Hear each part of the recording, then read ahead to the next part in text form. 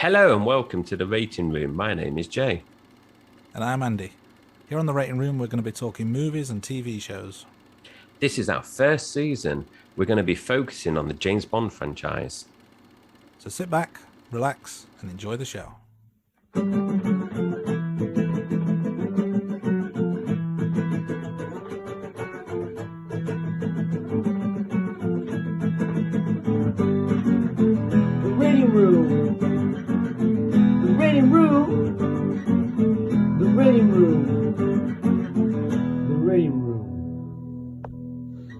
Episode 6 on Her Majesty's Secret Service. Andy. So a quick summary of the movie. 007 and the adventurous Tracy DiVincenzo join forces to battle Spectre in the Swiss Alps this time. We've got Blofeld making another appearance, and it's his most, I would say, calamitous scheme yet. It's a germ warfare plot that could kill millions of people. Jay, what did you remember about this before you rewatched it recently? Yeah, I must admit, this was, from memory, this was one of my favourite Bond films, Andy. So I remember Bond getting married, this time for real. I remembered that there were different actors for Blofeld and James Bond, obviously. The Louis Armstrong song as well, I did remember. A couple of other things as well. I remember that it was in the Alps and there was a mountain base, in terms of the clinical research area. I remembered that as well. And also remembered that there was a number of good-looking ladies there, which obviously they are known as the Angels of Death in the film. I couldn't remember exactly what the name were for the group of ladies, but I remember that there was a nice selection of ladies there for Bond. Also remember the ending, because I think that's quite a impactful ending in terms of Bond as well. And also one of the things, I remember watching this as a kid and liking it, and I remember rewatching the movie a number of times as I'm growing up and thinking, actually, it's better than what a lot of people tend to think of, even though he's done one movie. I think it's actually a better movie than what a lot of people give credit to. And I remember, it's just, in terms of talking about the wife kind of jumping ahead, I remember saying to the missus, I'm looking forward to watching this one. This is a really good Bond film, and it's one that she's not watched before. How about you? So I was looking forward to watching it as well, but for different reasons. And mainly, I couldn't remember that much about it. I could remember that Bond got married again, a proper wedding this time, not a arranged one. I remember Tracy dying. Spoiler alert for those who have not watched it yet. Big ending with Tracy dying. And I also remember the ski chase scene, which we will dissect in a bit more detail later on. But other than that, I didn't remember too much about it. Like you, obviously, I was looking forward to it because we've got new actors playing Bond, especially. Blofeld kind of slipped my mind that it was a new actor, but the way we've gone through the series, it's kind of been a new actor pretty much every film so far. But having Lazenby as Bond, I think, was a very bold choice, and we'll discuss Lazenby in a bit more detail later on. But yeah, generally didn't remember too much ahead of time, so I was looking at it with really fresh eyes. So a little bit of information about the film as we go along. So the main villains, of course, Blofeld, leader of Spectre, and we've also got Irma Bunt as well, who is the other villain. And from a Bond girl perspective, we've got Tracy DiVincenzo, we've got Ruby, and we've got Nancy, who are amongst the Angels of Death. Brilliant. Yeah. And in terms of theme songs, the actual theme song is On Her Majesty's Secret Service by John Barry. The Louis Armstrong, which, Andy, I think a lot of people actually associate with this movie, isn't an actual James Bond theme. It's a secondary theme, which I know we both know that. But that is a very good song in terms of We Have All the Time in the World. I think an interesting point, and we've both seen Bond 25, No Time to Die. And I wonder if other listeners have picked up this link as well. But you actually hear the instrumental version in the Bond 25 twice, but also the lyrical version at the very end. So I thought that was a nice little link, Andy, in terms of the end of the Daniel Craig era and kind of linking it back to the earlier Bond. I don't know if you've got any thoughts on that before we move on. Yeah, I mean, episode 25 will be a very enjoyable one for sure. But you're absolutely right. When I watched Bond 25 recently, it brought back memories of the song. So I knew the song was from the film, but I didn't really remember much about the film. And there's a few kind of callbacks, as it were, in that to previous Bonds. So this, I thought, was a nice touch. The usage of that song and the setting in terms of what's happening in On Her Majesty's Secret Service versus what's happening in No Time to Die, which we will get into. But I liked the symmetry between the two films was really, really quite clever, I thought. Yeah, definitely. So moving on, as we're doing with each of the films, we're going to look at the opening credits. It's the pattern now, isn't it, Andy, in terms of the silhouettes of the ladies? We didn't have it initially, but now in the last few films and podcasts, we've got this silhouettes of ladies in there. I personally like this because you had the hourglass as well in terms of the opening credits. And when me and the missus were talking about this, it kind of symbolizes the passage of time between the previous Bond films and the latest one on the Majesty Secret Service. So I did like that. And also it's similar in terms of what Goldfinger did, where this intro had snapshots of previous characters and scenes from the previous film. So I quite like that. It was kind of bringing an ending to the Sean Connery era, which obviously he does come back, but at that point the producers didn't know. So I like how they did that. So you saw Honey Rider, Dr. No, Tatiana, Pussy Galore, Goldfinger, Thunderball. There were bits in there of You Only Live Twice. So I liked how it encompassed all the previous Bond films into this opening credits. Yeah, it was almost like previously on James Bond type moment. It's kind of, here's the story so far. There's a little bit of a refresher. And I think as well with Bond being played by a new actor, there's this and there's a few other things that we'll talk about where you kind of needed to almost remind the audience that this is still a Bond film and we are still talking about James Bond, even though you don't see Sean Connery. So, of course, it was going to be well publicised that George Lazenby was taking over the role, but I think just little moments like this just put you back in that Bond mind frame. So I think that was a nice touch. A few other things that we are monitoring along the way. So the body count, how many kills did James Bond make? In this film, it was 5, which is the second lowest of the series so far. Not heavy on death, and I think that kind of matches the story-heavy element of the film, which we will obviously discuss, but it was less about the action, more about the story for me. There's really not many gadgets on display here. We've got a safecracker and we've got a spy camera.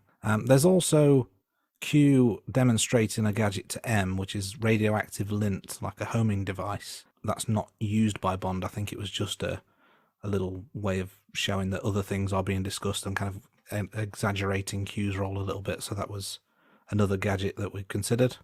James Bond, says it in every film, doesn't he? That's what we think. We know that not to be true, but in this one he does say, and quite quickly as well, less than 4.5 minutes, which I think will be the quickest we've had an introduction like that so far. And of course, other staples of the Bond franchise, the martini, the hat throwing, and the hat wearing, is a yes on all counts on those. Before we get into the film in more detail, what was your favourite scene from rewatching it? My favourite scene, and it was quite a long scene, Andy, was the bit where Bond has to escape from Blofeld's base. And then you've got the ski chase. Then so they're going down the mountain, and then he hits the village. There's a little festival, isn't there, going on at the bottom. And I think this is one of the few times you see Bond panicking in terms of the chase. He's being hunted down relentlessly. And then he's on the side of the ice rink. He sees Tracy, and Tracy actually helps him. And then it's just carrying on. Then you've got the car chase, which then transitions into the car race. And then they finally get out of the car race. And then there's heavy snow. And then they finally end up in the barn. I thought all of those, I suppose I'm counting it as one scene, Andy, but it is a long scene, but it's from Bond escaping from Blofeld, ending up with Tracy in the barn. I just love that 5-10 minutes segment of the film. How about you? Completely agree. Exactly the same for me. It was the whole ski chase, car chase scenario. I think it was, there were some silly moments, some, little bit of dodgy moments here and there, but I think on the whole, very well done, really exciting action scenes. Almost, you would say, typical James Bond, but, classic James Bond. The action really came to the forefront there. So that was, for me, a great scene. Let's continue further. So how many times did you reach for your phone while you were watching this? No times. It had my full attention. I nearly reached for it once just to do a bit of research about Jules Lazenby, but I chose not to do that, Andy. I was 100% focused. I really enjoyed the film, and it was a long film, but it did keep my attention. How about you? Just the once, and it was for research purposes because there's someone who appears in the film, and I had no idea of this person's name or what their actual role was, and I couldn't actually find the information. I think we're going to talk about it later on because your research methods are much better than mine, but at the time it just stumped me as to who this was and what they were doing, and I had to look it up because it was frustrating me. But otherwise, yeah, full attention as well. This is the rating room. Let's give it a rating. What was your score out of 10?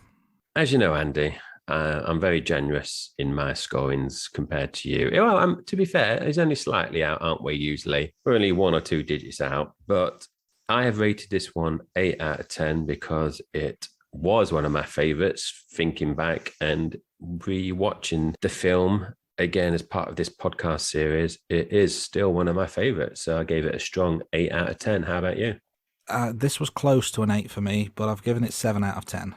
It was much more enjoyable than I remember, and I guess partly because I couldn't remember much about it first time round. But also I had a feeling that Lazenby was perhaps not as strong a Bond as he actually was. And I was toying with, there were certain things about the film that I thought, this is not right, it doesn't feel right, but then certain things I thought were absolutely excellent. And it could have gone either way, but in the end I think it's one of the stronger Bonds that I've watched so far.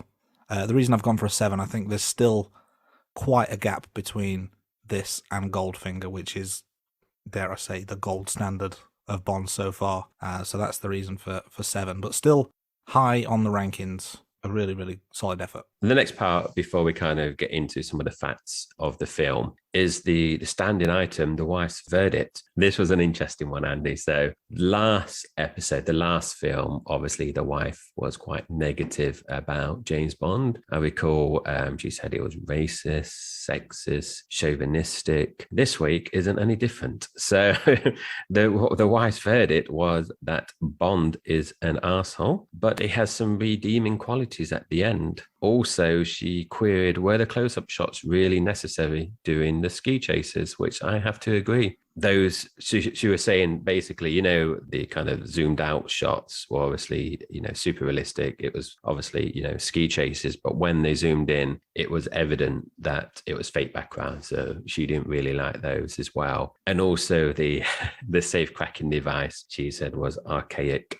and basically the film was all right. I'm shrugging my shoulders. She said it was all right as well. But Andy, just before we kind of move on to the next bit, I must have to say, and I haven't mentioned this to you actually, that one of my kids asked to watch James Bond last week before we watched this one. We were walking the dog and he turned around and said, "Dad, can I watch James Bond with you?"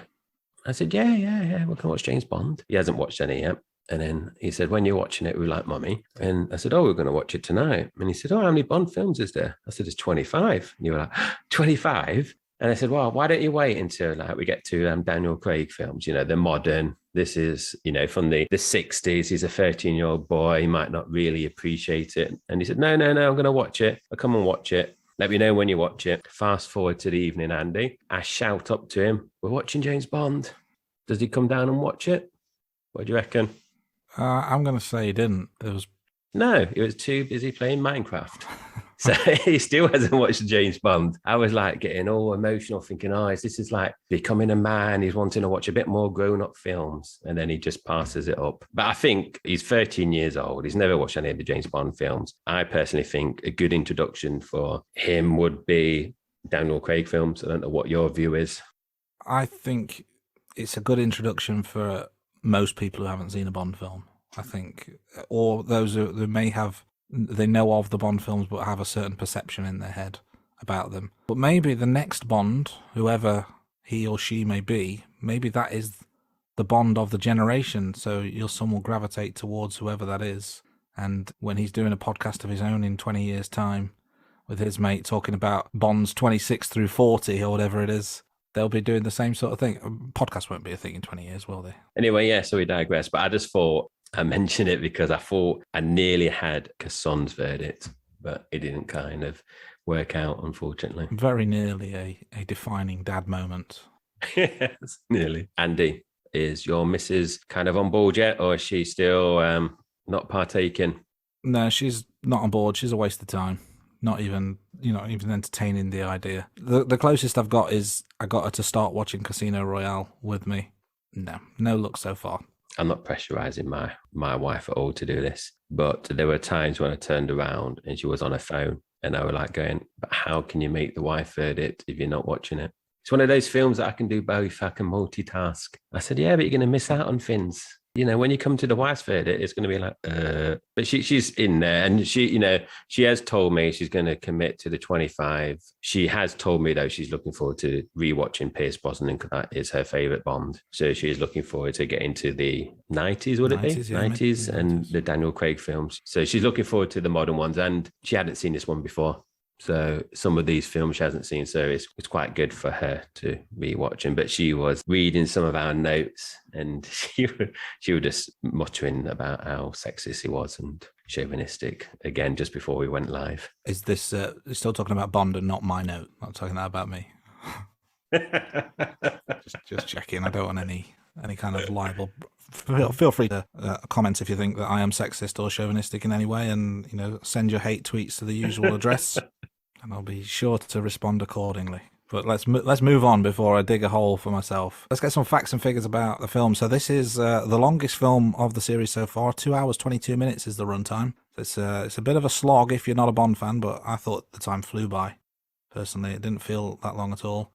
Released in 1969, so this is a 2-year gap from the previous film, You Only Live Twice, which was released in 67, and the first one and only one to be directed by Peter R. Hunt, to give him his full name. He worked on all the previous Bond films as either an editor on the first 2 or a second unit director on the subsequent 3, but this is the first and only time he takes the lead chair as director.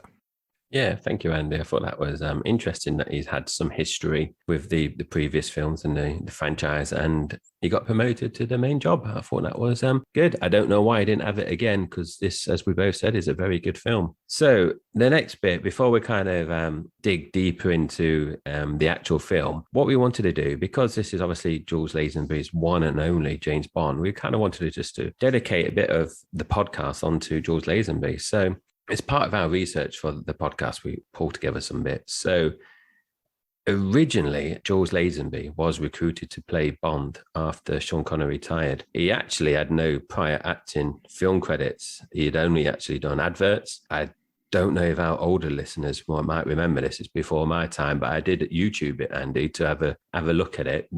He did a number of adverts for Fry's chocolate bars, which I love, the Turkish delights, I must admit. He's also, Andy, the only Bond actor not to be born in the UK or Ireland. Interesting. As well, which I think is probably common knowledge, to be fair, but it's interesting that they do stick to UK or Ireland, with Pierce Brosnan obviously being Irish, but I believe he grew up in the UK but born in Ireland. It's interesting. Australian, I believe, Lazenby, if I remember correctly. Quite a few interesting notes in terms of the research on Lazenby. To your point, he had no prior acting experience, which is quite fascinating to be then cast in such a major role. So Broccoli met Lazenby for the first time while they were in the same barbers getting their hair cut. And Lazenby dressed like Bond for his screen test, which included a Rolex watch, and also a suit that was ordered by Sean Connery from Savile Row, but not collected. So here's Bond dressed in Bond's clothing, quite literally. He was obviously offered then an audition, and at the audition he punched the stunt coordinator in the face, which actually impressed Broccoli, saying his ability to display aggression was a positive in this case, although I'm sure the stunt coordinator didn't necessarily agree. Yeah, and I actually believe, Andy, you like this. I didn't write this down actually, that the stunt coordinator was a wrestler. I don't have his name or anything, but apparently he was a wrestler, with your ties with wrestling. Also, Lazenby announced it was no longer going to play Bond actually before the release of, A Majesty's Secret Service, which is quite a big thing, really. Doesn't help, does it, with publicity, if the new leading man then says this is his one and only film. And also he was actually offered a contract for 7 movies, which is a massive commitment. But his agent convinced him that the secret agent format was going to be outdated and they were just moving into the 70s. And those kind of attitudes would, no longer fit in the 70s, which was a lot more relaxed. I thought that was interesting. 7 films is a massive commitment nowadays, but even in those days, obviously Connery had done the 5 films before 7. Even as we mentioned this one just a bit earlier, where he said there's 2 years difference. At the beginning, there was obviously a year difference. So I don't know if they were planning to get back to doing yearly James Bonds or not, but 7 years is a massive commitment. That's quite a long period of time. And like you said, if you think about the every 2 years, then you're talking minimum 12 years of work. But yeah, to your first point, I guess Bond ended before it began in terms of Lazenby. And later on in life, late 70s, Broccoli claimed that casting Lazenby was the biggest mistake in 16 years. I think probably speaks more to the person, George Lazenby, behind the camera as opposed to the performance of him as Bond, but that's just my opinion. But let's talk about our own opinions. What do you think of Lazenby? I personally liked him. As I said at the beginning, it's one of my favorite films from memory in terms of the James Bond. And that wasn't just because of the film, it was because of George Lazenby. I thought he did well in the role. I personally thought it was a shame that we didn't see him do more Bond films. I thought he would have really grown into that role. He also did most of his stunts, Andy, and he was trained in martial arts. So he was able, as we kind of picked up in the previous episodes, it was really obvious when they used a stuntman, a double in Sean Connery Bonds, in terms of in the fight scenes. But George Lazenby, because he did most of his stunts, I felt that the fight scenes were more authentic as well. And even though I think he's only an inch taller than Sean Connery, he's more bulkier, isn't he? He comes across more physical as well. So I think he's quite intimidating. And thinking about him compared to other Bonds, because Daniel Craig's quite bulky, isn't he, as well? I think Lazenby and bulky in terms of their build is very different to the other Bonds that we've seen. And he actually broke his arm during this, doing one of those stunts in this film as well. And also, I think, I mentioned it earlier on, when he was running, trying to escape from Blofeld's henchmen, was, in the festival, he did seem quite scared as well. So I thought he brought more kind of fear, and he was more vulnerable as well compared to what we're seeing in Sean Connery. So obviously we've got one more Connery film, then we go to Roger Moore. I like Roger Moore, but I personally would have liked to seen another. Yeah, I would have liked to seen 7 more Lazenby films. Well, 6 more if he did a 7-year contract. Personally, how about you? Yeah, I'd have liked to have seen where he took the character and kind of, because he didn't really get a chance to put his own stamp on things. I think his style was quite different in some ways to Connery. I think, like you said, the authenticity, I thought it brought somewhat of an edge to him. But then on the flip side, there was more of a softer side. And I don't know whether that was more around his performance or the story, but there was kind of there was a bit more dimension to him, that kind of rugged edge that he had at times, but also the softer side, like you mentioned, the vulnerability and the fear. The fight scenes were generally quite good, I thought, but his uppercut punches were something that I noticed, and it was kind of like a windmill, the way he just swung his arm, and it was quite strange, I thought. Not that I'm an expert in the art of boxing or anything, but I thought his punches didn't look great, but a lot of the fight scenes were quite good, I thought. There was a bit of, dare I say, nervousness to him. There was not quite the same swagger that Connery had, not quite the same confidence, and the one-liners didn't quite hit quite as well.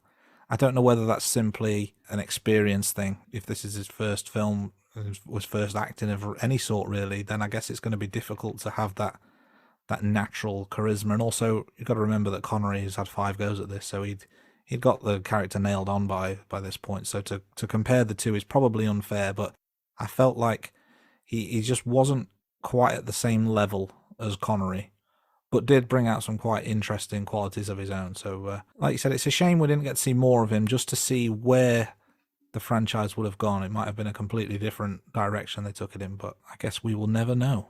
Yeah, Andy, just before we move on, can you imagine the pressure? So he's only done some adverts. This is his first film. The first 5 films have been massive box office successes. The pressure that he must have been under would have been immense. Absolutely. And he puts out a film like that. It's a big credit to the director, but also to him. It must have been a lot of pressure. I agree. And I think even if he was an experienced actor, I still think there'd be that element of pressure. So I think the inexperience only adds to that. And I think whenever we see it in modern times where, films are either remade or recast, there's always that comparison to what came before. And I think with a franchise like Bond, it doesn't matter who takes on the role. I think everyone is compared to Connery.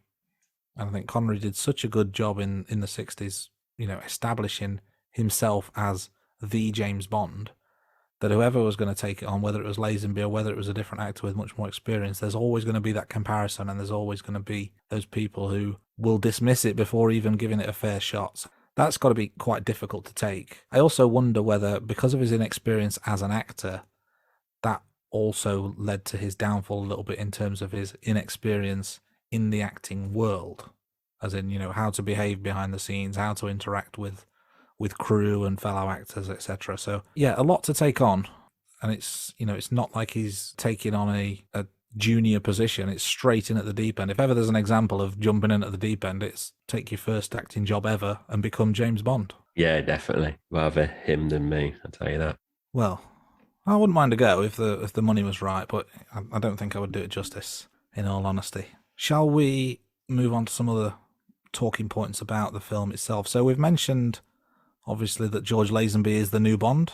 So we've got a new Blofeld as well as a new Bond. Telly Savalas taking on the role, replacing Donald Pleasance. Apparently the producers wanted a new version who would be more imposing, and I think they achieved that with Telly Savalas. He was a much more beefy figure, physically intimidating as well as kind of mentally intimidating, because we didn't really see much of the Blofeld character in previous films, but front and centre in this one, and a very intimidating physical presence, I thought. The movie was shot in Switzerland, England and Portugal, premiered in December 1969 in London. In terms of the budget, so we talk about the box office returns of the previous ones. And what we've seen in terms of the Majesty Secret Service was that the budget was $8 million, Andy, and it did $82 million at the box office. Another James Bond movie does make a profit. And it was actually the highest grossing film in the UK that year. But it was a big drop compared to You Only Live Twice, which brought in $111 million. It took less, but it still made a significant profit. It also took less than the previous three Bond films. So You Only Live Twice, Thunderbolt and Goldfinger. So in terms of box office returns, and I wonder how much of that was to do with Sean Connery not being in there, with the publicity before that he's going to quit. I wonder if that just meant people just not stayed away, because obviously a lot of people did watch it, but I wonder if that's what's caused a bit of the drop in box office returns. Moving on, so we've added a new section. This is kind of goofs and continuity errors, which, Andy's very good at picking these up, and we kind of pick these up usually in the episode as we kind of go on, but we just put in a new section at the beginning before we kind of actually start doing the observations of what we've noticed in the film. So the first one I picked up, Andy, was in the opening scene straight away, actually, is where obviously Tracy's on the beach, and so is Bond. And in some scenes, when Bond's looking out to Tracy in the sea, you can visibly see a ship in the background. But then there's other shots where it's still that camera angle, but the ship is no longer there. So I don't know if your keen eye noticed that as well. And then the other one, before you kind of take over, Andy, was, I know you like cars, so you might pick this up again. So the Aston Martin, in terms of Bond's car, the tyre screeching on sand, which I thought was interesting. Can they screech on sand? I don't know. But also they screech during the car chase when there's snow and ice. So there's a couple of things I picked up. How about you? That's interesting. I didn't pick up on any of those, actually. So that's my poor vision, I guess, letting me down there. A few other things to touch on. So when Bond is talking to the Angels of Death, he's talking about his family crest and claims there's 4 gold balls on it. However, we've already seen the family crest earlier in the film, and it only had 3 on it. So somewhere along the way, the crest either dropped a ball or he's gained an extra ball somewhere. But there's a mismatch there. Another one is around radio communication. So Draco, who is the father to Tracy, ends his radio conversation with "over and out," which is a common error. Over means I'm finished, but I'm expecting a reply. Out means I've finished and expect no reply. So over and out means he wants and doesn't want a reply. So it's kind of I guess it's the Schrodinger's cat of walkie-talkie communication. Does he want a reply or not? I guess you'll never know. Brilliant. And I wonder if military people, whenever they hear over and out, they kind of just roll their eyes and just thinking that is really prevalent in certain, in films. And also, Andy, going back to your gold balls, I just think of David Beckham when we talk about gold balls, isn't he? Doesn't he supposed to have a pair of golden balls, or am I mistaking him for someone else? No, you are thinking of the correct set of balls there in Beckham. The last one I kind of picked up, and I'm sure that there's loads more continuity errors, is the ending actually. Well, the ending of Blofeld is killed, air quotes, when he's thrown from the bobsleigh. But then in the initial shot, he's kind of hanging by his neck.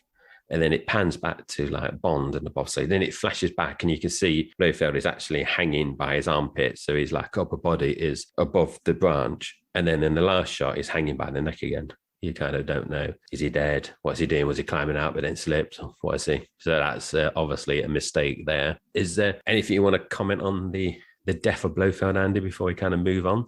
Again, that's another one I didn't pick up on, but yeah, clearly continuity error there because there was no attempt to climb. He was done for. That's a boo-boo on someone's part. Now we're kind of going to dig a bit deeper in terms of the actual film, in terms of our observation. So starting with the opening scene at the beginning in terms of the continuity bit. So this is the scene in terms of, the beach, Bond coming on the screen for the first time. So the gun barrel shot at the start is the music slightly altered, isn't it, Andy? Yeah, I noticed this. Obviously, it's the very first thing you see is the famous gun barrel shot and Bond shooting at the camera and the blood coming down. The sound, it sounded weird, kind of an electronic sound.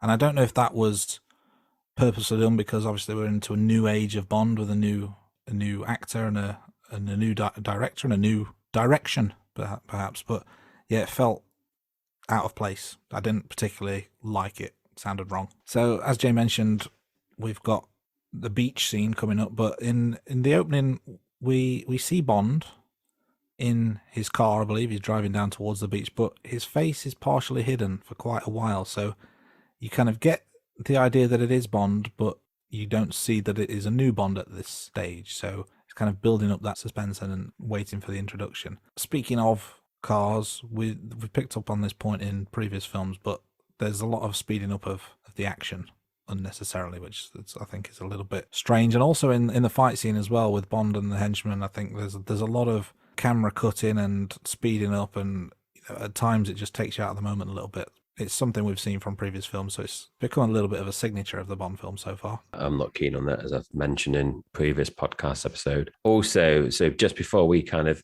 enter the opening title sequence, Bond makes a little quip where he says, "This never happened to the other fella," when Tracy drives off. And that is the only time, I believe, Andy, in an official James Bond movie where a character breaks the fourth wall. Apparently he does in the Never Say Never Again film, which we're not going to cover because it's not an official Bond movie. But yeah, this is the only time that a Bond actor breaks the fourth wall in the franchise. I thought that was a nice little nod. I like that. I quite liked it. Quite good. You could argue that maybe he's not talking about Bond, Sean Connery as Bond. Maybe he's talking about one of his colleagues. So you could argue against it, but he's clearly talking about Sean Connery being Bond in the previous films. But I thought it was a nice little introduction and a nice funny to start with. So we're kind of thinking he's going to continue in that same one-liner manner that Bond had in the previous films.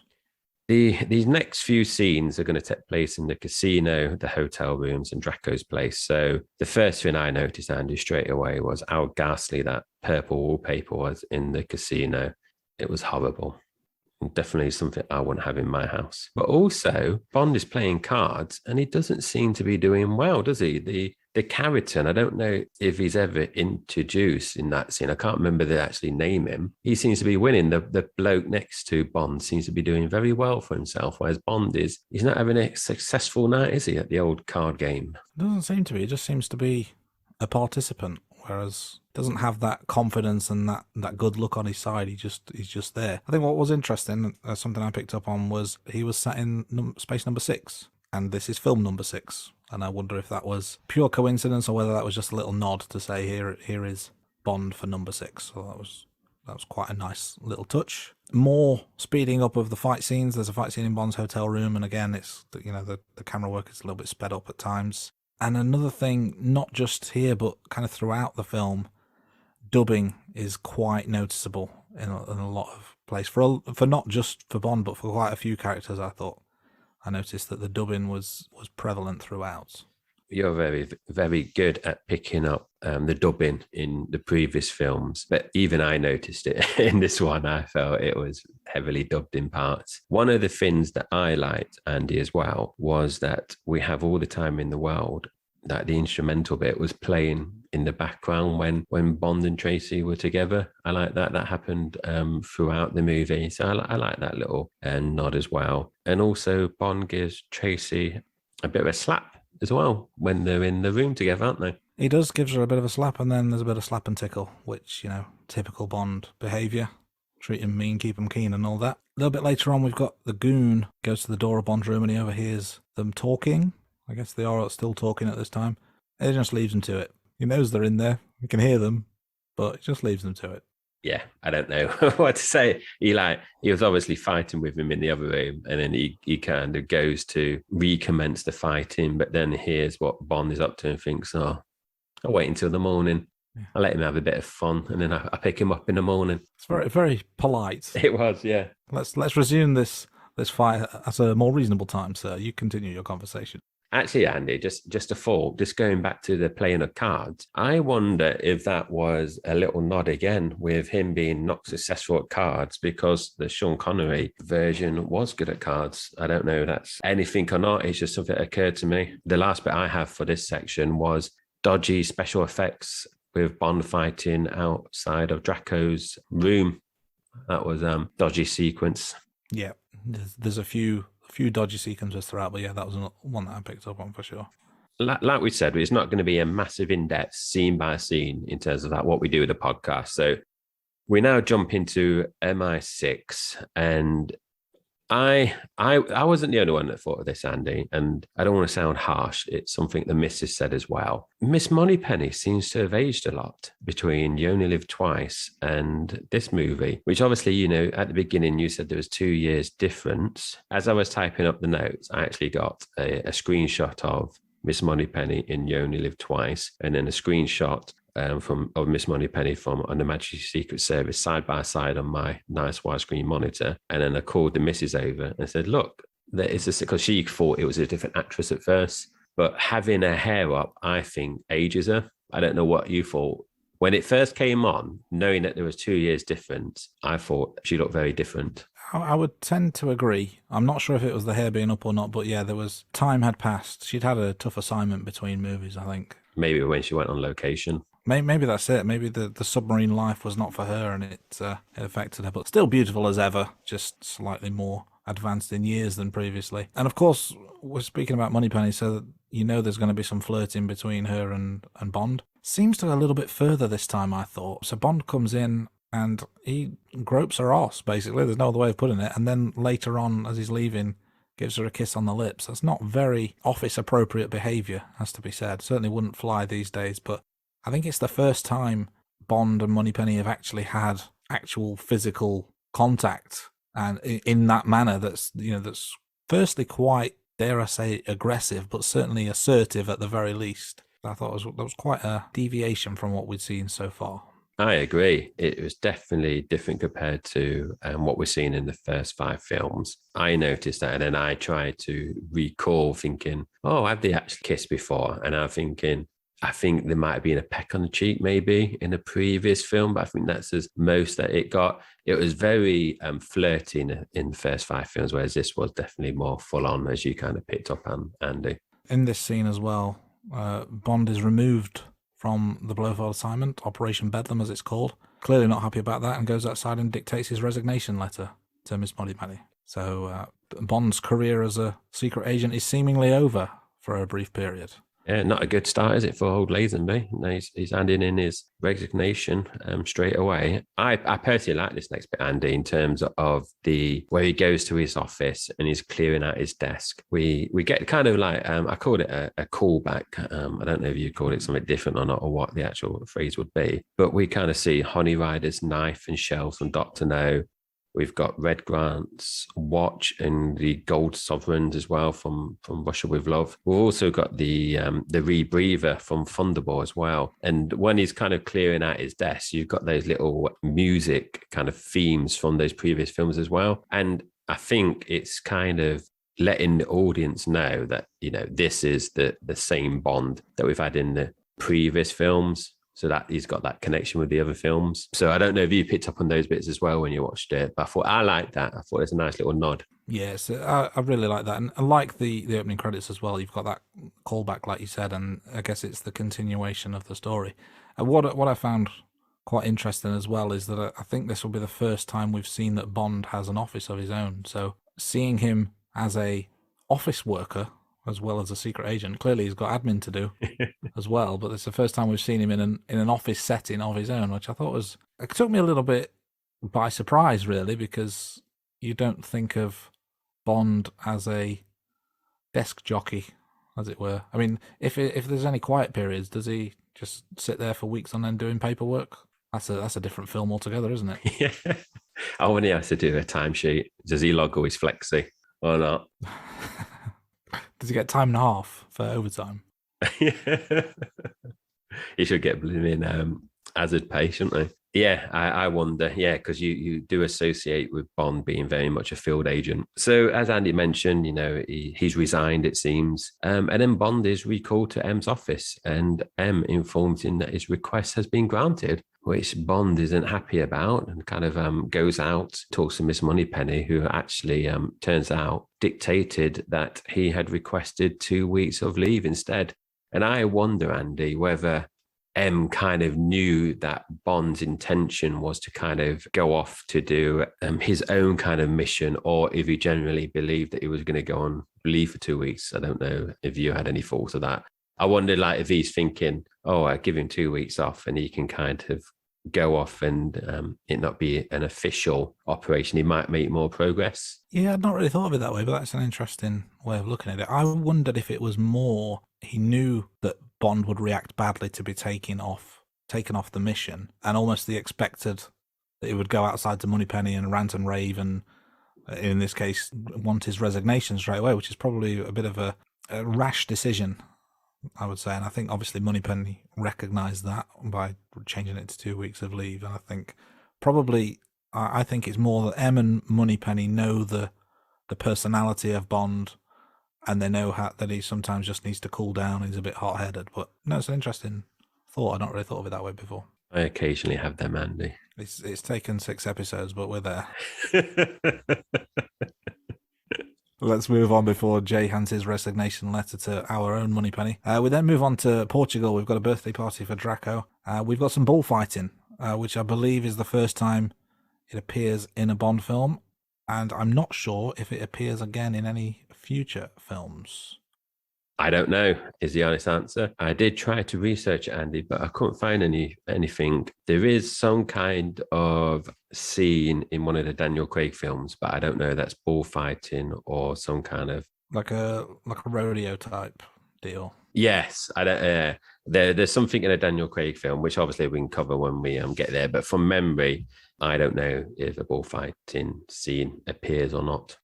Interesting. One to look out for in future episodes. We've also got Tracy at the party. She's very headstrong, quite a strong. You get a sense that she's a very strong character at this point. She finds out about a deal that's been struck between her dad and Bond. Yeah, she's not happy, is she? She's more than a match for Bond.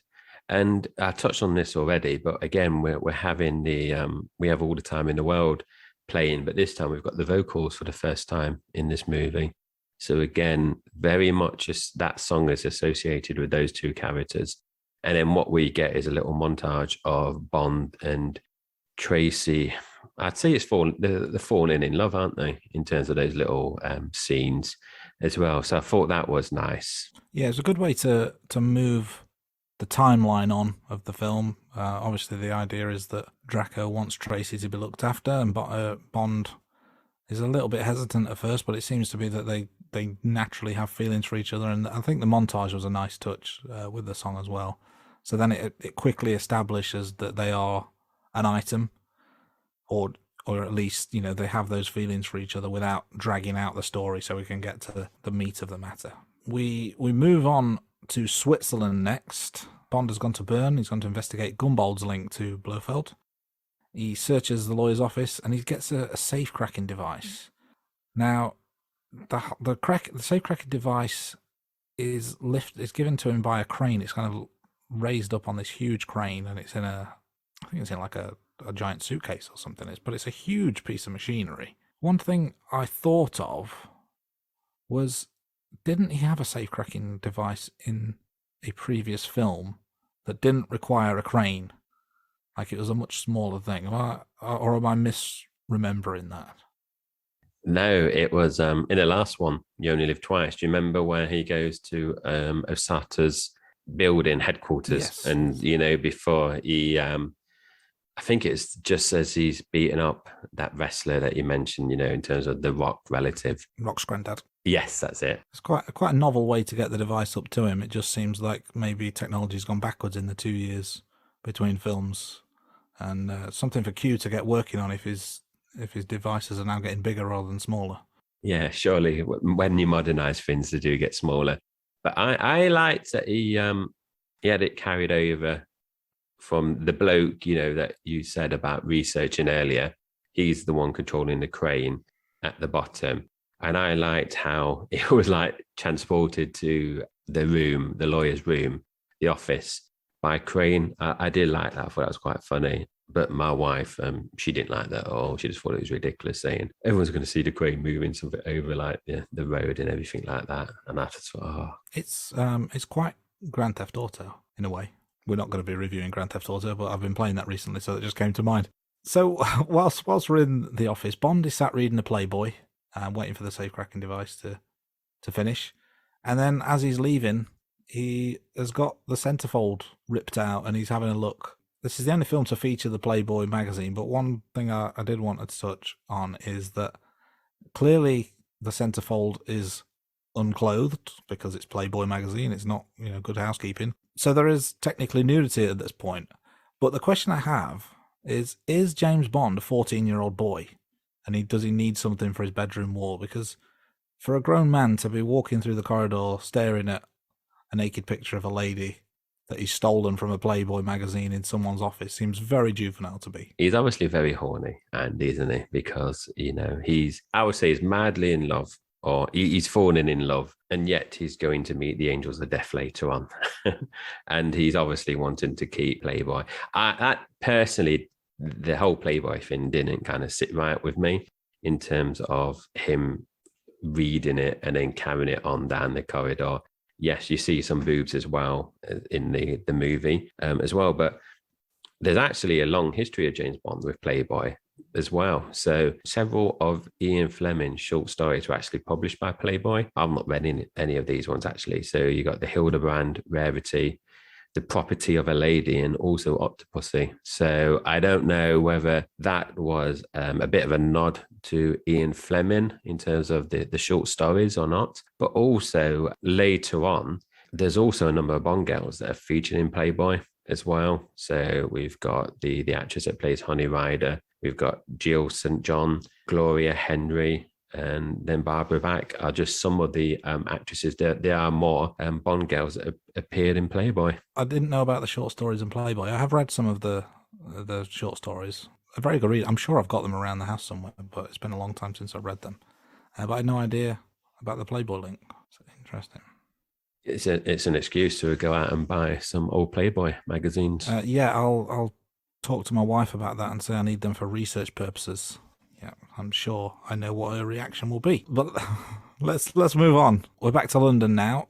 Bond's gone to meet Sir Hilary Bray. Hilary Bray is trying to claim his title, and the title itself slips my mind, but it's basically, a kind of a regal title based on family history and all this kind of stuff. So because Blofeld is trying to claim this title and Hilary Bray has the means to kind of grant him this, he agrees to help Bond. And I think the idea is that Bond is going to take the place of Hilary Bray, which we'll see shortly. So Bond then goes back to M with this new information. He wants permission to go after Blofeld again. And it's at this point, so they're not in the usual MI6 offices at this point. They're in a different location within London. And M's there with his butterfly collection. And Bond seems to have a little bit of knowledge about that as well. What did you make of this part? I thought it was interesting because Bond seems to have a lot of knowledge about a lot of things. He obviously did Oriental languages at Cambridge, I think we said in the last episode. And he also, in the one of the earlier episodes, he mentions the was it gin or brandy? Do you remember when he goes for a meal and M's there and Bond makes a comment? You have to listen to one of the early episodes. We do kind of touch on that, but interestingly, yeah, he seems to know his wines and liquors and spirits and stuff, doesn't he? Maybe this is what he does when he's having his office time, Andy. That's what he does, just researches a load of stuff about butterflies and drinks. He kind of scopes out what M likes, and then he does that kind of research. But yeah, interestingly, my nan actually collects butterflies as well, and she's still got not pictures but framed butterflies on a wall in her house. So yeah, a little nod there. Obviously, I relate my granddad to these podcasts quite a bit, and that is my nan now getting involved. Also, I like this bit as well, Andy, and you would have picked this up as well. That Sir Hilary Bray confirms that the motto on Bond's family crest is "The world is not enough." I like that little nod. Yep, I like that too. I did look this up afterwards because I liked the nod to it, and the film was obviously taken from the family crest. So the film with Pierce Brosnan. I did wonder whether it was from a book title or not, but no, the film is purely based on this family crest. I think it's some 30 years afterwards as well. I did the same in terms of a bit of research when I did that, because I thought, is there a bookend on that? And there wasn't. I know that they obviously like to try to tie in Bond actors for 7 films, but surely they weren't planning 30 years in advance and naming a future Bond film. The world is not enough. So I like that, the future nod to this kind of family crest. We now leave London and we're back in Switzerland. This frustrated me, Andy. This did get on my nerves a little bit. So Lazenby's voice is dubbed by George Baker, who is the actor who was playing Sir Hilary Bray back in London. So George Baker, he actually also appeared in You Only Live Twice. He is one of the uncredited NASA engineers. So kind of, a lot of these actors or actresses have appeared in multiple films. So I did quite like that. And he also comes back in a future film as well, The Spy Who Loved Me. But I personally associate George Baker with Inspector Wexford from the Ruth Rendell Mysteries, which any of our UK listeners who are probably in their 40s or above, maybe 30s, depending on what Andy's going to say, will remember him from in terms of the Ruth Rendell Mysteries. But he also played Tiberius in I, Claudia. So he is a famous actor. But I thought it was funny that George Lazenby's voice is being dubbed by another actor that appeared in the movie.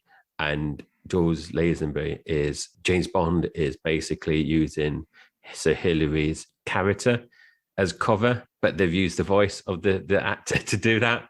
Because there's one bit later on where he's basically talking, his voice is being dubbed, and then something happens, and then he's just talking back in, his Australian accent again. I just thought, well, that was weird. I don't know if you picked up on the whole dubbing, because I know you're good at the old dubbing, but I just thought, that was a bit weird. The dubbing did bother me, and the fact that we know that Bond is pretending to be Bray, and if that means you have to change your voice accordingly, then I can understand him putting on an accent. But in what world would you use the actual voice of the man you're trying to be? It doesn't make sense. So, it was very, very strange. And to your earlier point, I am in my 30s and I don't remember him from the Ruth Rendell Mysteries, although I have heard of the show. Sorry, older listeners only for that one, I think. So we mentioned we're on our way to Switzerland at this point, and he's in the helicopter, and Bond is talking about the various things about the facility that he's going to. And one of the things they mention is that it's being used to find cures for allergies. And the pilot, I think it is talking about, reels off a list of allergies. I think hay fever might be one of them. I think there may be one or two others known allergies. But one of the allergies, he says, is not eating meat, which I thought was a very bizarre thing to say. And I wonder if back in 1969, vegetarianism was considered like the work of the devil, like an allergy for being vegetarian. Very, very strange thing to say, I think. Yeah, that was a bit weird, Andy. So apologies to any vegetarians and vegans out there offended by what I've just said, but I'm just repeating what was told to Mr. Bond in the helicopter. He gets to the facility, settles in quite nicely, is unpacking his stuff, and he's got a kilt, which we see him in for the first and last time, I believe. So a little nod to his Scottish roots.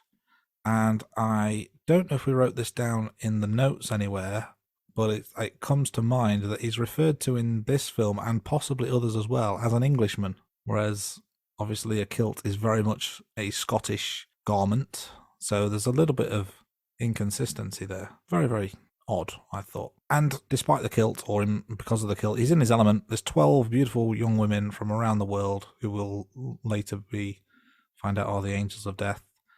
And there's a part where he's sat at the dinner table, and one of the ladies, I think, writes something in lipstick on his thigh, and I think it's Irma says, "You're right, Mr. Bond," and he says he's experiencing a slight stiffness, which is a nice little line. Yeah, a little bit juvenile, I think. I laughed at this because I thought it was funny, and my wife actually turned around and just said I was juvenile. She's correct.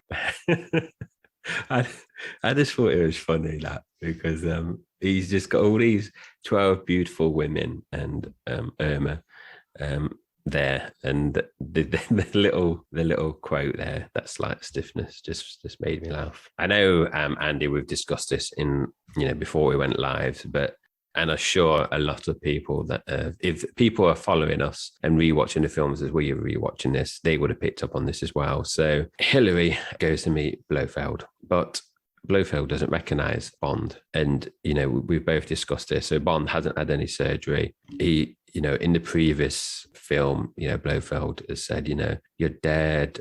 James Bond is dead. He's on the front page. How does Blofeld not recognize James Bond in this? It just doesn't sit right. And, doing a bit of research, Andy, apparently in the original script, to help the audience understand that this is the same James Bond that was in the first 5 films, in the original script, James Bond actually underwent plastic surgery. And then that was kind of explaining why the James Bond character looks different to the previous 5 films. But they actually knocked that on the head and didn't include that in the movie. So I wonder whether that's a bit of a legacy thing there. I personally don't understand how, when they filmed that scene, they just didn't pick it up, especially, as you said earlier, that the director worked on all the other films in some capacity. It just doesn't sit right. And I know we discussed that, so I don't know if there's anything you want to kind of share, with the audience about this particular point. It just the same. It baffled me. Bond knows who Blofeld is, and he doesn't hide that fact, but he's pretending to be Bray. But Blofeld knows who Bond is. This is, it's not like they've met for the first time. I understand that there's different actors playing both parts, but in the Bond universe, it's Bond who knows Blofeld, and it's Blofeld who knows Bond. But in this scene, Blofeld doesn't know that it's Bond. No sense in that at all. No, and I think out of the 6 films that we've seen so far, that is the main point that is going to grate on me. Because it's such a fundamental thing, isn't it? That particular thing, that, how he doesn't recognize him. It's such, I don't even know if you call it a continuity error. It's just such a glaring mistake. I mean, in terms of the next couple of bits, Andy, so the thing that I picked up on was that Bond is basically in his hotel room now. He, as you mentioned, Ruby has wrote something on James Bond's inner fire, which we find out when he gets back to the room that it's the number 8. So Ruby's in number 8. Bond, you see him at his desk, and you can kind of see the itch, isn't it? He's wanting to get out of his room, and he manages to get out of the room, but he basically risks the whole mission to go and meet Ruby in room 8 just for a bit of hanky-panky. And then Bond does the deed, comes back to his room. He's kind of like impressed with himself, straightening himself up in the mirror. And then we see Nancy come in Bond's, we see Nancy's already in the room and she appears in the background. And then Bond just uses the same chat-up lines on both girls. And my wife was muttering in the background at this bit about him being sexist and a pig and he must be riddled with STIs, etc., etc. So, Andy, I don't know what you thought of that particular bit, or if there's anything, you want to add before we move on. I mean, it is a bit of a risk, especially since we found out earlier he's in love with Tracy. So, clearly his feelings are somewhat limited. But yeah, I don't consider it sexist or chauvinistic to use the same chat line. It's actually pretty smooth. You know, I wish I could do the same, but I can't get lines to work on one girl. I mean, I'm married now, so it doesn't matter. But you know, back in the day when I was allowed to speak to women, I could never get the chat lines to work on one. But he's managed to work the same charm on both women within hours of each other. That's a smooth operator right there. And the next night, he's back in her room again. He's back to Ruby. This time, the voice, the dubbing, the acting, it's off. It's very, very strange. There's a part where he's actually knocked out and you can still be heard talking for a small period of time. So yeah, there's definitely some editing flaws there. Later on, we get the first ski chase of the Bond franchise. So there's no skiing that Sean Connery appears in. Maybe he just can't ski or he doesn't want to participate in the ski scenes. But I always found that skiing was quite a staple of the Bond films, and I think that's backed up with the fact that there are 7 films that have a ski chase of some sort. This is the first one of those 7. And we touched on this earlier, and we've touched on it in previous episodes as well. Some of the special effects, very, very dodgy. You know, in terms of the ski chase scene, I know you said this is kind of in a lot of the James Bond films, and I were talking about this movie with the missus, and she said, "Oh, I remember watching this one because of the ski chase scene." And then I said, "Well, you know, the ski chase scenes in a lot of Bond films." And then it turns out, no, she hadn't actually seen this one. I think from memory, is it Roger Moore has quite a few ski chase scenes in the films? We have to see when we get to him. There's one that comes to mind of Roger Moore's that's quite epic. Yeah, which definitely. We'll get on in a few episodes' time with the parachute. Yeah, brilliant. That is. Yeah, so kind of carrying on from where we are. Driving in the snow, there's zero visibility in, you know, this bit. You got Bond actually reaching out, trying to wipe the snow off, but she's still driving. She does stop eventually, but she's doing really well, you know, not to anything with zero visibility. And I know you kind of commented on this, Andy, when we were talking before, and that Tracy is an excellent stock car driver.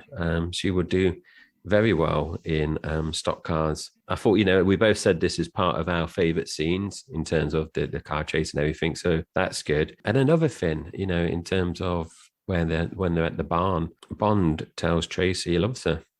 And I think this is the first time that he generally says it and means it, because obviously in You Only Live Twice, he has the code word, doesn't he? Code phrase where he says like, "I love you."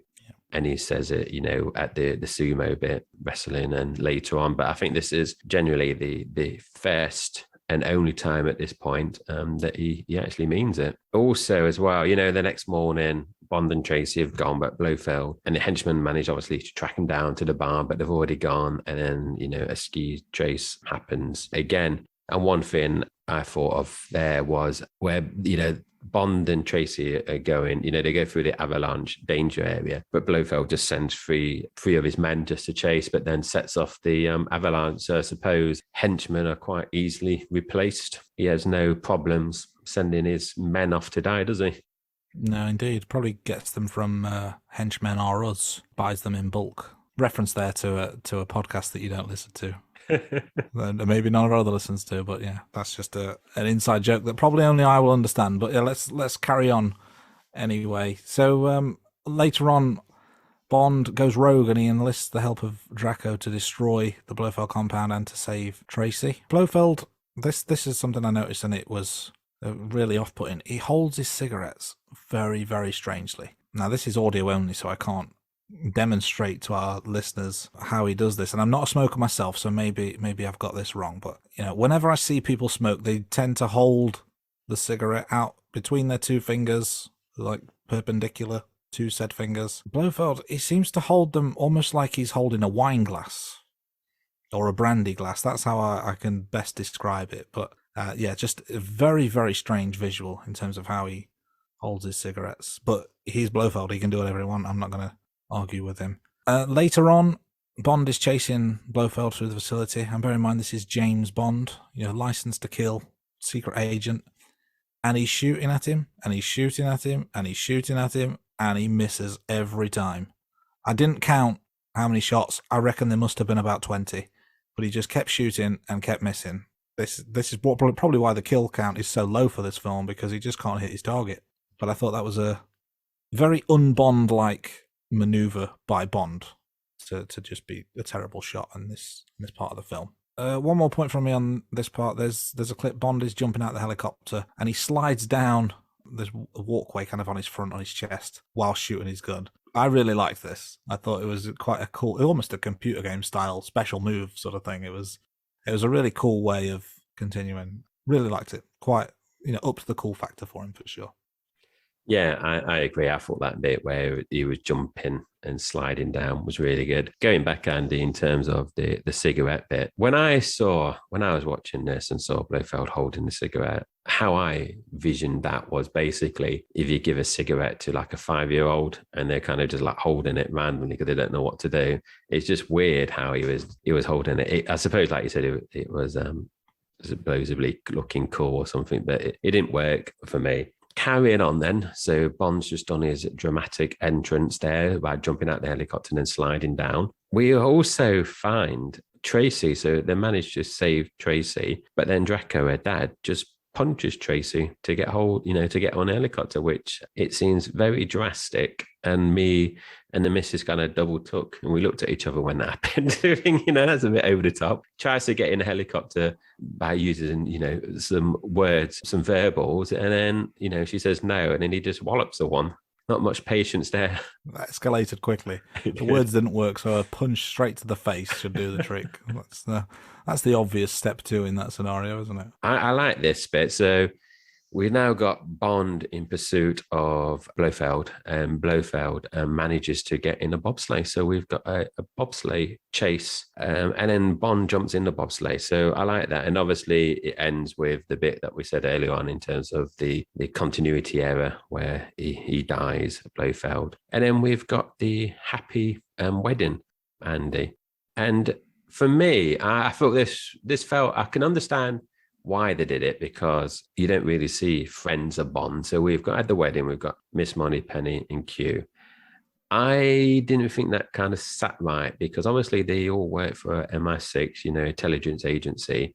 But Draco, as we find out at the beginning of the film, he's like the head of a crime syndicate. Would they really go to the wedding of one of their agents? I don't know. I can understand, like I said, Bond, you don't see him have friends. So, in terms of any kind of dialogue between Bond and his side, the wedding, but it didn't sit right with me in terms of M being there. No, it's a strange one. Yeah, there seems to be a conflict of interest there. Also, as well, I guess when you've got M and Moneypenny and Q and Bond and possibly other MI6 agents, unnamed, as wedding guests, is that not a security risk, having so many high-profile people all in one place? So, yeah, really taking a risk for this woman. He must really love her.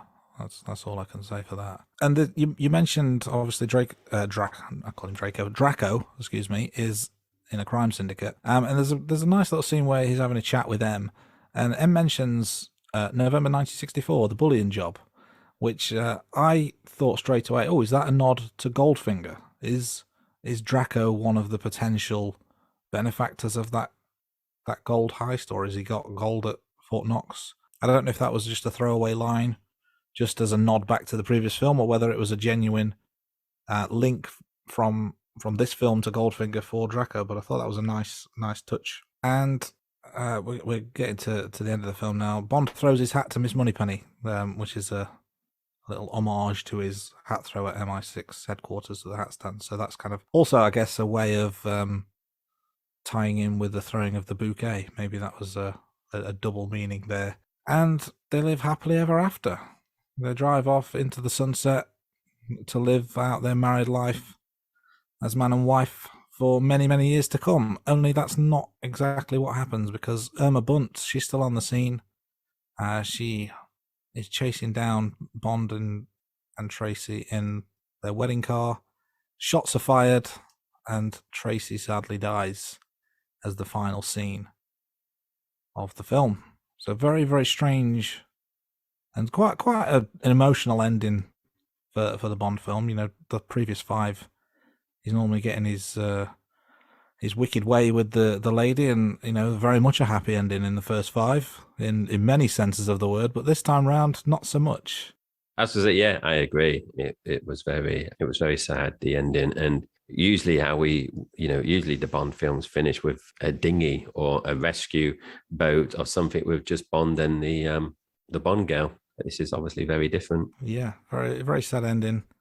It's a very different direction he's taken Bond in, and the ending is a very different direction from what we normally see. And in real life, the actress who played Irma, I believe, passed away not long after the film was released. So that's another sad note, but in real life this time, to bring this part of the podcast and indeed the movie to a close. In terms of if they ever finished doing a James Bond franchise, Andy, I personally would like to see the Bond franchise end a similar scene, but where they just drive off happily ever after. Kind of a nod back to this film, but Bond is happy. And, I don't know if they ever finish the franchise or they're going to just keep it going for years and years and years. But if they ever do, I think that'd be a nice little ending. He gets his happy ending and it's like a little nod back to this film. Very interesting. Yeah, I certainly wouldn't be against that. I guess actions of other films may or may not dictate whether that's possible, but it would, it would be good to kind of see Bond get that retirement, put all the missions behind him and live in retirement happily ever after. But whether a man like James Bond ever gets to do that, I guess, is to be determined. So, yeah, as Andy said, that is the film now. So some of the other bits that we do, our regular listeners will know, is the one-liners or quotes that we kind of pick out from the movie. So, Andy, I'm just going to go first.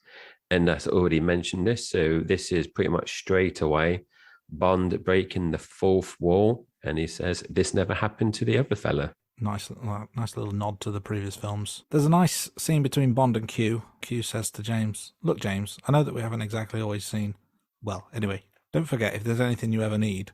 And Bond, quite witty, replies, thank you, Q, but this time I've got the gadgets. I don't know how to use them. Yeah, that's nice, that. So another one. So this is a one-liner, so not a quote. So this is just when one of the henchmen falls into the giant snow plower, during the chase, and then Bond just says he had a lot of guts. I liked that one. That was one of his better lines in the movie. There's a bit of dialogue between Bond and Tracy. Tracy begins, why do you persist in rescuing me, Mr. Bond? It's becoming quite a habit, isn't it, Contessa Tracer? Teresa was a saint. I'm known as Tracy. Well, Tracy, next time play it safe and stand on 5. People who want to stay alive, play it safe. Please stay alive. At least for tonight. Yeah, that's a nice little bit of dialogue between Bond and his future wife. So the next bit, before we move on to the quiz, is the book versus movie differences. As we said earlier, this film actually stays true to the book quite a lot, whereas in You Only Live Twice, as we covered in the previous podcast, they changed a lot of the movie to the book. So some of the differences, though, we have picked out some of the differences. So we've got 5 differences that we've picked out. So in the book, Andy, the order in which Bond encounters Tracy is reversed. So in the novel, he meets her actually in a casino for the first time, where, he continues and pays off her, her debt like he does in the movie. But then she actually tries to drown herself the next day. So, the order does change there, but both parts are still in the movie. And in the novel, Bond actually quits MI6 because he thinks Operation Bedlam is a waste of time. Whereas obviously in the film, he quits because he gets taken off the case and wants to kind of continue that as a rogue agent, as he's got those 2 weeks leave. Yeah, interesting. A few more points as well. So in the film, we've got Bunt, who works for Blofeld. Blofeld is merely her boss. But in the books, Bunt is Blofeld's wife. There's a slight difference in relationship there. Another thing, in the book, Bond starts tricking Bunt into thinking she's a duchess.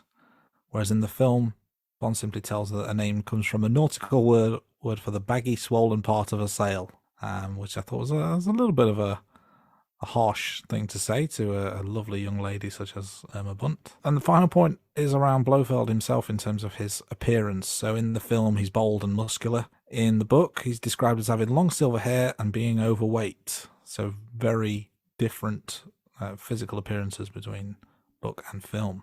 Yeah, Andy, before we kind of move on to the quiz, what did you think in terms of the casting of Blofeld? Because obviously in You Only Live Twice, he's obviously disfigured, isn't he? In terms of he's got a facial injury with one of his eyes and skin, but he looks quite fragile, I would say. Whereas obviously you just said here, this version of Blofeld is quite muscular, and he's bald still, but I would say he's more of a match with the more physical Lazenby. I don't know if you've got a view on this before we kind of move on to the quiz. I think in this, he could almost play the part of a henchman because he can handle himself. Whereas so far, Blofeld has very much been behind the scenes, pulling the strings, and in some cases, literally, because there's some films where we don't actually see his face; we just know that he's in the room, or we see his arm or his lower body. Just knowing that he's there, but never actually know his true identity. So it kind of goes from almost a puppet master type role in the Connery films to this as someone who not only leads from example, but kind of he can do it himself as well. He's kind of henchman / villain all in one. It'd be interesting to see whether any listeners have a preference. We are obviously talking about the rankings in a few minutes. Does anyone out there who's listening to the podcast have a view in terms of the differences with Blofeld? Just let us know on our social medias. So, Andy, the quiz now. So this is one of my favorite bits where I try to trip you up on the questions. So this is your weekly attempt at knocking my confidence prevail at the end in most cases. Yes, you do. You have a very good success rate. So again, just for the listeners that might have not tuned in before, I'm going to say 4 statements. 2 of these are correct and 2 of these are false. So Andy's going to try to guess the 2 correct statements. So are you ready, Andy? Okay. As usual, I will say all 4 statements, and you can either give me your answer after each one or at the end. If you need me to repeat any, just let me know. So the first statement: in the original take of the final scene, Bond cried, but this was reshot as the director said that Bond doesn't cry. Would you like me to move on to the next one? Okay, yeah, let's go to the next one. So the second statement: this is one of the few times that Q calls Bond by his first name. The next one: Timothy Dalton and Roger Moore were both offered the role of James Bond on Her Majesty's Secret Service, but both turned it down. And the last one: my granddad helped to build Piz Gloria when he was working in Switzerland. So Piz Gloria is the complex on top of the mountain, for anyone that didn't kind of catch the name in the film. So Andy, do you want me to repeat any of them, or are you happy just to tell me which ones are false or correct? I'm happy. I'm confident in one of the answers being incorrect, and that is your villainous grandfather who lies every week. He comes onto this show, he makes stuff up, trying to big up his part. He's probably the ultimate Bond villain at this point. He's overtaken Blofeld in the villainous stakes with his lies and his treachery. So I'm going to say straight away that one's false. I think the other one that's false is the Timothy Dalton Roger Moore statement, and I believe they may have been considered or may have been thought of for the role, but I don't think either of them were actually offered the role. So I'm going to say that one is also false.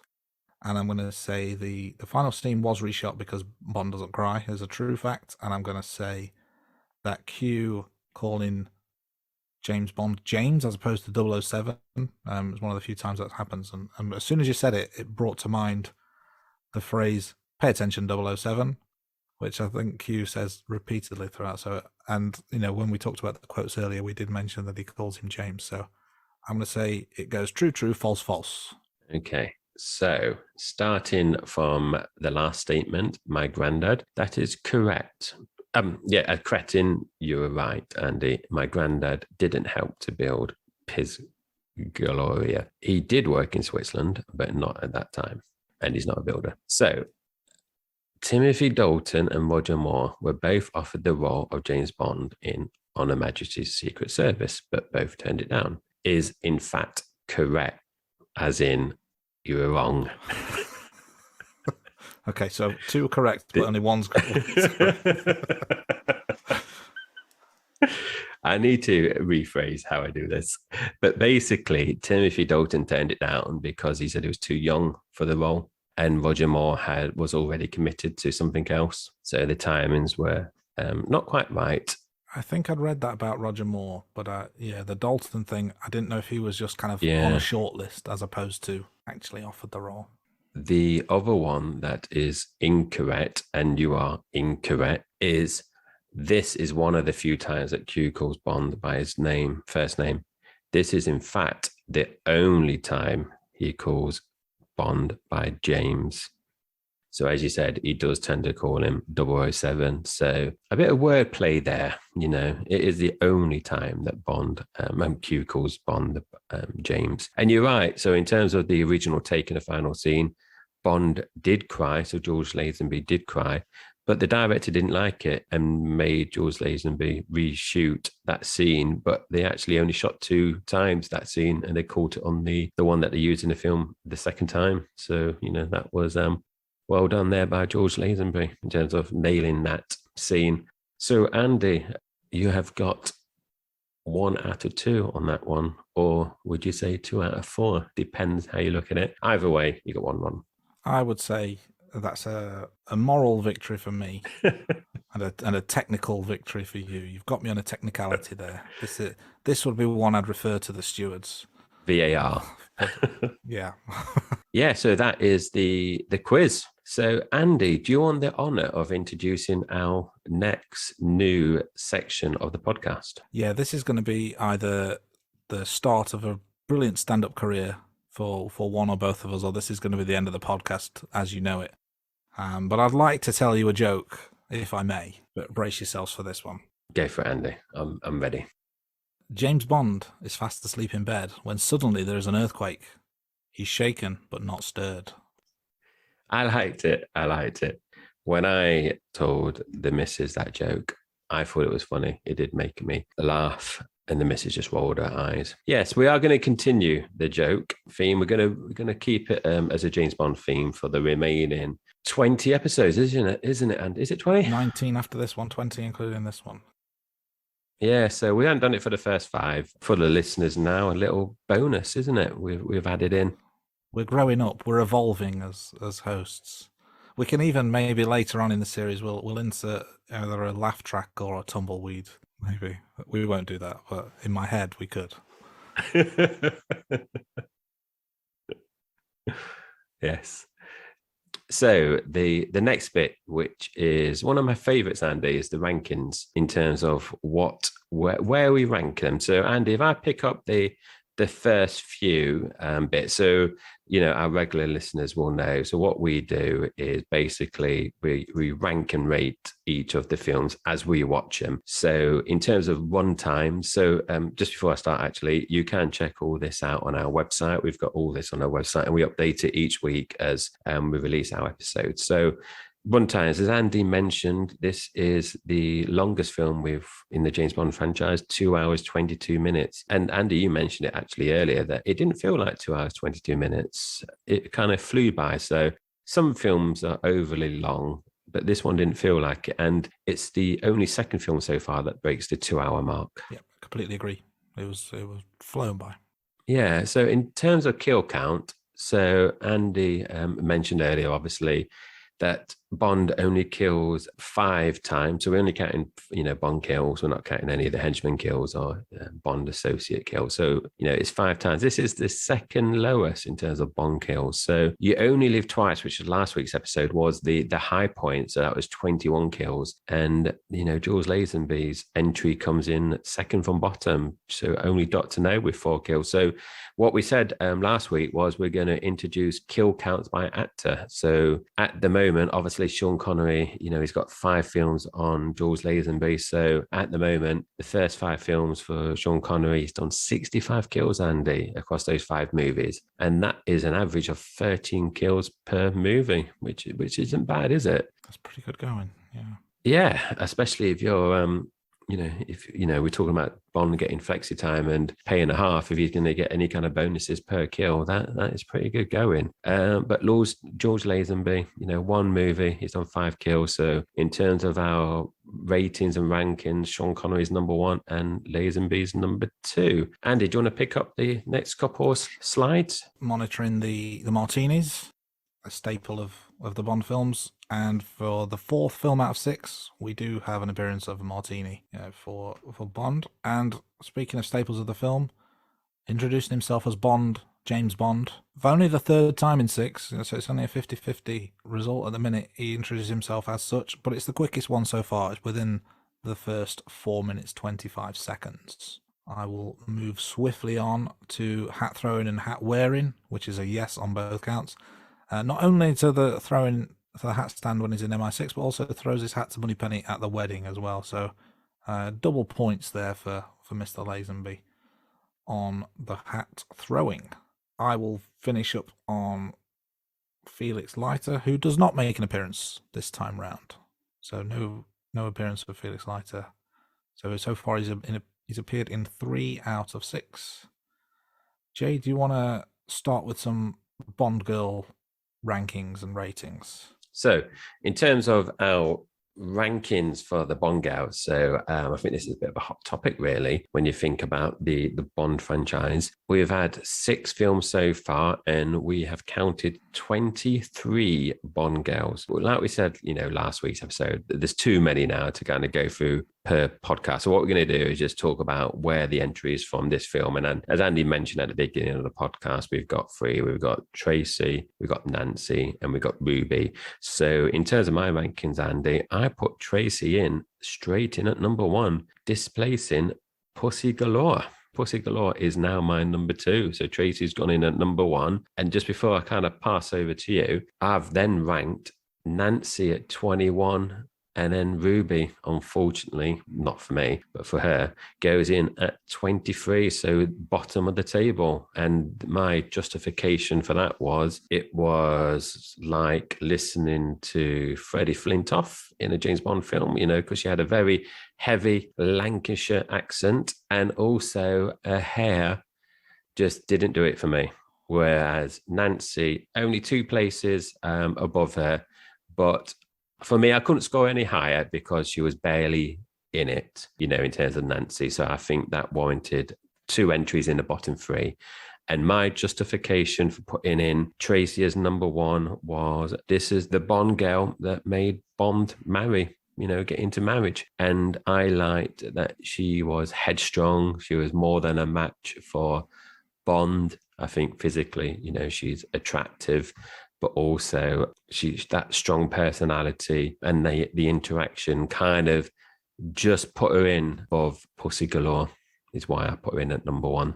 What did you have? That's very interesting. So I'm going to start with kind of the relegation places, I guess. I've got Nancy in at 21, like you. Nothing particularly wrong with Nancy or unlikable, just kind of a bit of an afterthought. Certainly not as prominent as Ruby, and didn't really have an impact on me as a viewer. I've got Ruby slightly higher. I've got her in at 19, so she's close to relegation, but she's just about scraping through for another season as things stand. The Lancashire accent, very noticeable, very thick, very Coronation Street, you might say, or indeed you might say like Freddie Flintoff in a Bond film, which is a line that's going to stay with me for a while. And I've got Tracy in at number 3. She's my bronze medal Bond girl as things stand, so just below Pussy Galore in 2 and Tatiana in 1. Very, very strong Bond girl in terms of headstrong, very attractive. And, like you said, if you can make James Bond want to marry you, then you've got to be doing something right. But for me, just slightly below Pussy Galore and Tatiana, in my personal opinion. But she's going to be in the mix come end of the season for Champions League places in the current standings. Yeah, and I think people that look on their website will kind of see, in terms of our other rankings, Andy, I think ours are quite similar. Whereas here we've obviously got very different tastes, except for our top 3. Our top 3 are the same, but just in different order. Below the top 3 is when you start getting the differences, I think. Yeah, we like what we like, and then we argue over what we don't. Yes. So let me pick up theme songs then, and Andy, you want to pick up the other bit. So theme songs, Andy, I must admit, I put on Her Majesty's Secret Service. So this is obviously, we're not counting the Louis Armstrong song as a theme song because it's a secondary song. So unfortunately, I don't think we can include it, Andy, in this. So I've put the latest theme song in at number 4. So just below You Only Live Twice by Nancy Sinatra from You Only Live Twice, obviously. But just above the Dr. No James Bond theme song by Monty Norman and John Barry. So what about you? The Louis Armstrong song would have gone straight at the top for me, because I think it's a fantastic song. But like you said, it's disqualified from this because it is a secondary song. It's a featured song. It's not a title song. So the theme for this goes in at the bottom for me. It's another instrumental theme, as is Dr. No, but I felt it was just the weaker of the two, so it goes in last place as things stand. Interesting, Andy. And interesting that you said you would have put Louis Armstrong in at number 1 because, I don't know. I think it would definitely be in the top 2. I'm just thinking whether it would have dislodged Shirley Bassey's Goldfinger, who we've both gotten at number 1. But I suppose the argument is mute because it's a secondary theme. Indeed, what could have been. And obviously with the theme song comes the opening credits. So in this instance, we've got the silhouettes of the ladies. We've got the hourglass, which symbolises the passage of time. We've got the clips from the previous Bond films. I quite like this. I've got this in at number 3, just below Goldfinger, and then obviously my leader is Thunderball. But I thought it was a very strong opening title sequence. So third place is not too shabby. How about you? Yeah, definitely, Andy. I think for me, I just did one better there with On Her Majesty's Secret Service. I'll put it in at number 2, so just below Goldfinger. My personal favourite is Goldfinger, and like we touched on at the beginning, this was very similar in terms of the throwbacks, that we had in the Goldfinger movie, in terms of the first 3 movies. It's the same, but I think it just fell short because obviously in Goldfinger you've got the gold ladies and the projected images. So it was number 2 for me. Great stuff. Let's move on to villains. So as we've discussed previously, we've got Blofeld multiple times because we've got different instances of Blofeld in the different films. So it's the impact that character has on the film, not the character as a whole. So as things stand, we've got 13 villains in the rankings.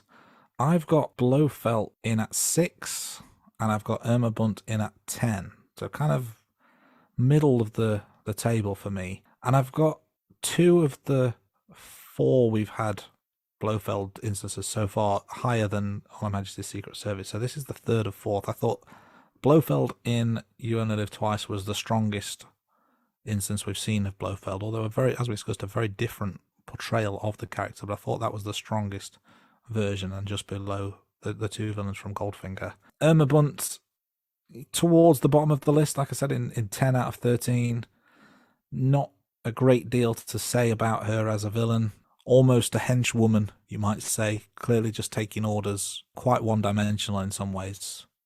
It was just kind of a rule with an iron fist, shout at people type approach. So there's not really a great deal of dimension to her as a character. But I thought Blofeld, physically imposing, but just didn't feel like a typical Blofeld portrayal for me, so it just fell a little bit short. How about you? Because I think you've got some differing opinions. Yeah, it's interesting now, Andy, because if I touch on Irma first, I put her in at number 7, so that is a couple of places. Yeah, so you got her in at number 10. The reason I put her in at number 7 was, so that's middle of the pack out of the 13, was that she killed Bond's wife. You've got to give her some credit there. She was very strict with the Angels of Death as well. She was like a headmistress, a very strict headmistress at an all-girls school, is a kind of impression that I got. So I put her in middle of the pack, but just below Rosa Klebb, because Rosa Klebb I did like in the From Russia with Love with the old poison tip, knife in the shoe. So she's just, below Rosa. Now, interestingly, I put Blofeld in at number 2, and that was again, so number 3 is Blofeld from You Only Live Twice, which I know you put higher up than On Her Majesty's Secret Service. And I did think about this a bit, but I just felt was, if I was in Bond's situation, who would I find more intimidating if I was going up against? And on a Majesty's Secret Service, if we remove the whole thing that you can't hold a cigarette correctly, I think he is more intimidating. He's more muscular. He's also, this must be the film that he appears more in. He has more scenes. So that is why it kind of swung it for me, because in You Only Live Twice, he's obviously, that's the first time we had the full shot of him. We see him, his full face. But he's not in it a lot. He's in it near the end, isn't he, in You Only Live Twice? Whereas on his Majesty's Secret Service, once Bond gets to his Gloria in Switzerland, he's in it quite a lot, isn't he? So that's why I pull him in number 2. So in terms of the rankings, we both got Goldfinger's number 1, and then when we start moving down, we have got those differences. So yeah, it's interesting. Yeah, you make a fair point. I think for the 5, well, he's not in all 5 Connery films, but in the Connery films that he appears, he is somewhat of a background character. You Only Live Twice I really enjoyed, because that's when he became more to the forefront and you saw more of his influence. This one, like you said, he's front and center. He is the focal point of the villainous pack, as it were, as opposed to pulling the strings in the background. So I would agree with your point that he's more intimidating from a physical perspective, but I think what I liked about previous portrayals is that he was more manipulative in the background. So that's why I've got the difference in ranking. But it's a good point you make. He's certainly more of a focal point in this film, on screen and physically imposing in those 2 scenarios.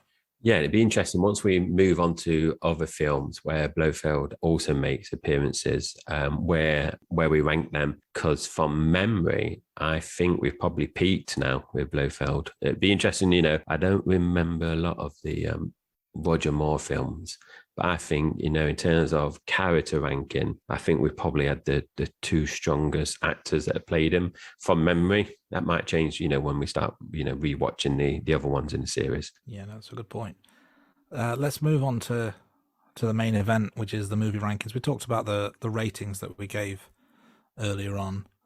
So I gave this 7 out of 10, which is on par with From Russia with Love, but I've slightly preferred this one. So this so far comes in at 2nd place for me of the 6.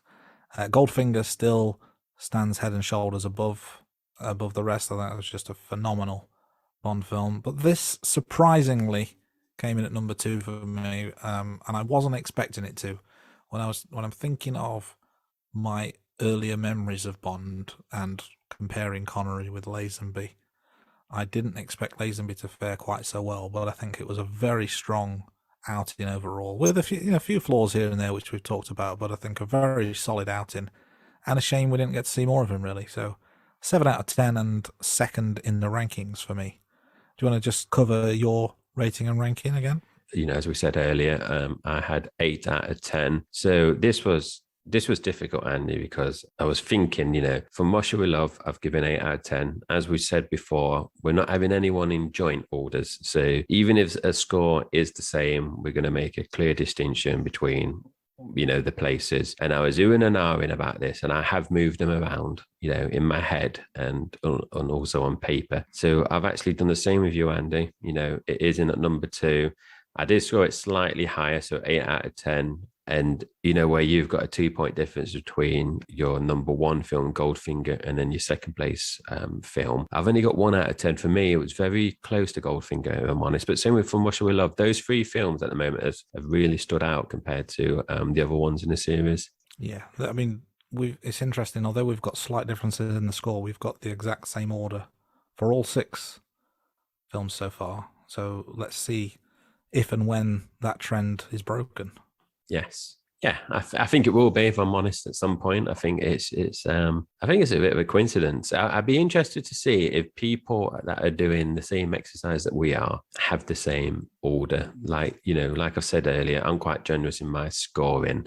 And I think I said it in a previous episode, I might kind of get a bit stuck once we start getting other good films and try to slot them in, where you've kind of got like a 2-point gap there that you kind of play around with. I wonder if I'm going to struggle then. But yeah, it'd be interesting to see if other people do, the same kind of exercise when they're listening along, whether they're going to have the same order as us but different scoring, or the orders are going to be completely out. It's obviously it's an art form. It's subjective, isn't it? There's no right or wrong. So indeed. And when we're talking about the films, obviously we've got to talk about the actors.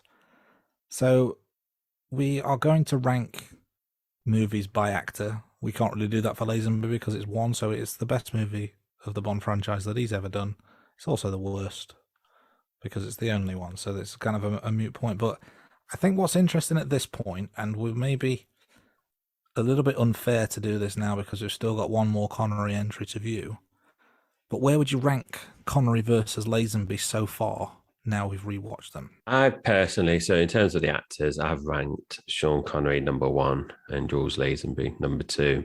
Even, the next film that we watch isn't going to change that order. For me, if George Lazenby was in more films, then that might change if he had more of a go at it. Like we said, this is his first film acting role, and I think he done very well. I'm intrigued to see how different our predetermined list will be, having now rewatched the George Lazenby film compared to other actors once we get on to future episodes. What about you, Andy? Where have you got old Sean Connery and George? Same, and the same point you made in terms of the predetermined ranking that we gave them. And I think what's interesting is we've both gone Connery as the best Bond actor so far, and I'm not in any doubt about that. But in terms of the films, the best one we've seen is a Connery, but then Lazenby is better than 4 of the 5 we've seen so far. And I think that's probably more indicative of the films as opposed to the performance of the actor. I think Lazenby needed more time in the Bond role to be truly ranked against Connery to see whether he could hold up to that standard. So a very good, solid debut performance, but unfortunately we never got the chance to see him take it on any further. So Connery, partly because he's more established, but also I think even in the films that were more disappointing, his presence as a Bond actor I felt was stronger. So I'm keeping Connery at number 1 for now.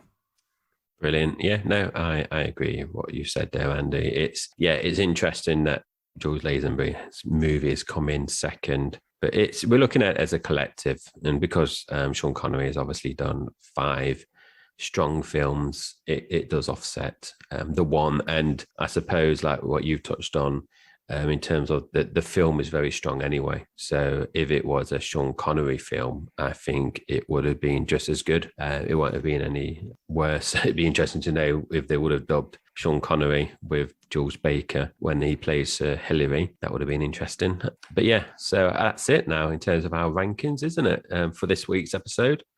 So, Andy, is there anything you want to say before we finish this week's episode? I think it's been a fascinating episode because it's Lazenby's one and only shot at it. Very enjoyable film, surprisingly so, and maybe he doesn't get the love he deserves. That was what it will be my final thoughts on George and James. But next week we're back to more familiar times with the return of the master himself, Sean Connery, for one last go as James Bond in Diamonds Are Forever. Well, that's this week's episode done. We hope you enjoyed it. Special thanks to the band Sugar Tongue for the theme tune to The Rating Room. You can find them on all the usual social media channels, and be sure to check out their song The System, available now on Spotify.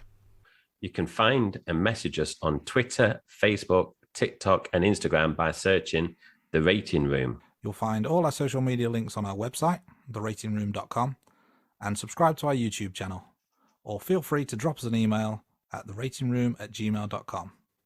Goodbye, thanks for listening, and we'll see you next week, right here on The Rating Room.